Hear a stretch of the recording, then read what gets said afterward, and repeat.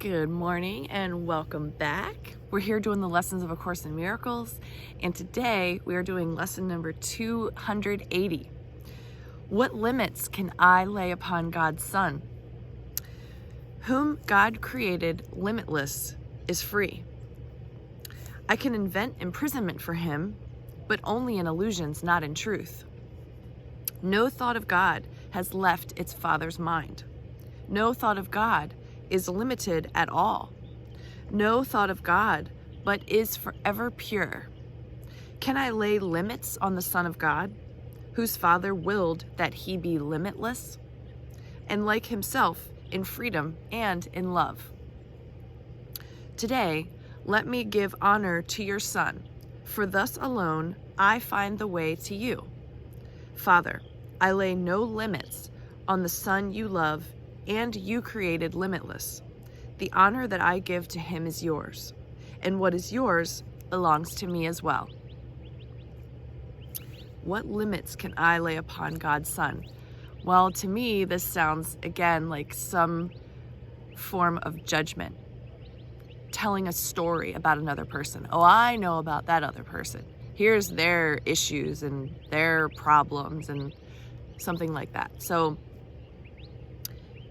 everyone is a thought in the mind of God, and therefore completely pure, perfect, and equal with you. So judgment is futile. Okay, let's see what your forgiveness has to say. A little different way to say this lesson title, lesson 280, what limits can I lay on God's child? Aw, and then gotta show the picture here today. It's a beautiful heart gift to a friend of yours, a brother or a sister. Yep, maybe that means like making peace, a peace offering, you know. Forgiveness, I think there's this, we do talk a lot about forgiveness, but I don't think we always talk about apologizing, because we look at forgiveness sort of differently in the Course in Miracles. But I think that it shows that you're really doing your work and opening your heart when you can have all those, stories and feelings about others, and then you approach them with an apology. Hey, I was wrong about you. Or, hey, those things I've been saying that I think you're guilty of for however long, that's not true. It's really me projecting that on you, or telling a story to myself to make me believe that you're wrong or guilty or limited in some way. All right, what limits can I lay on God's child? You are blessed beings indeed. I am that one you know as Jesus. The self-righteous judgments you lay on others, you do not see as imprisoning you, but they do. They keep you away from the truth of what you are, because they keep the illusion of your brother's fallibility and failings in your mind.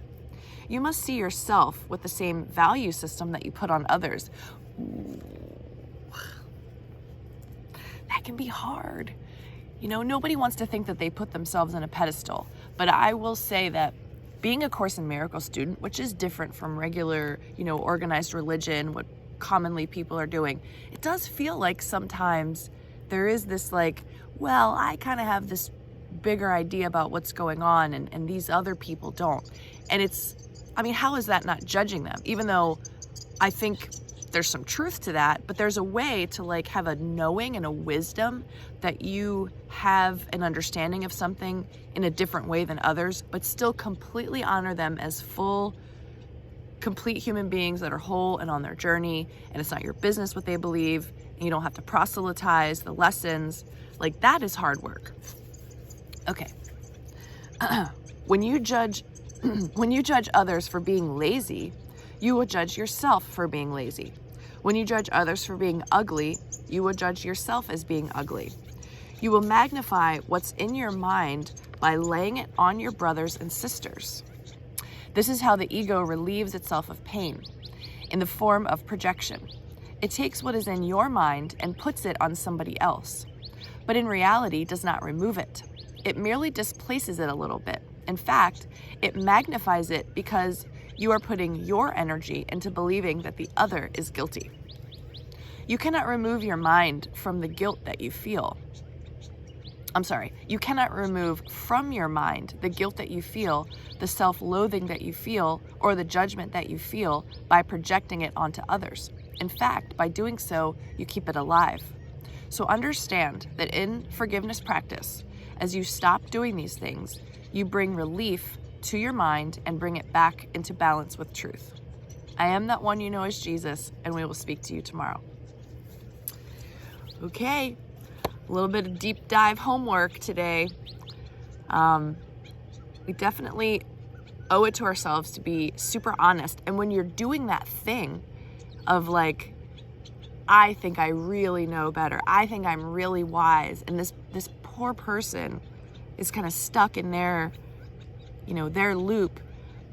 Maybe there's another way of thinking about that, like overthinking perhaps, but just noticing when you're perhaps like even pitying someone that is not loving. And there's another way of relating with them, even if it is just in your mind, sending them love and letting it go. Like, don't even tell the story. When you hear your mind start to tell the story about that other person and their issues, and you just know how you could help them if only they would listen, or if only they knew what you knew, whatever it is, like, because I'm saying this because I do this, to just stop yourself from even diving into that thought process and like, go look at a cactus, or shift quickly and don't let yourself go into that. I think that's work that we need to do.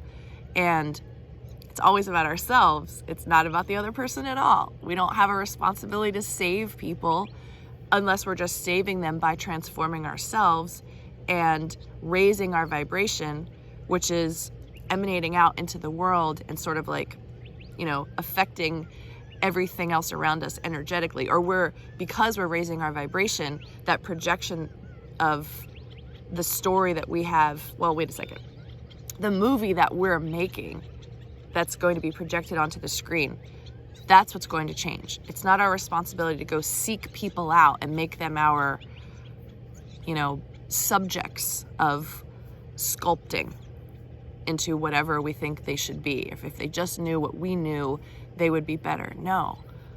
So I feel like that's my work with this lesson, just to be honest with you guys. So maybe that could be your work too.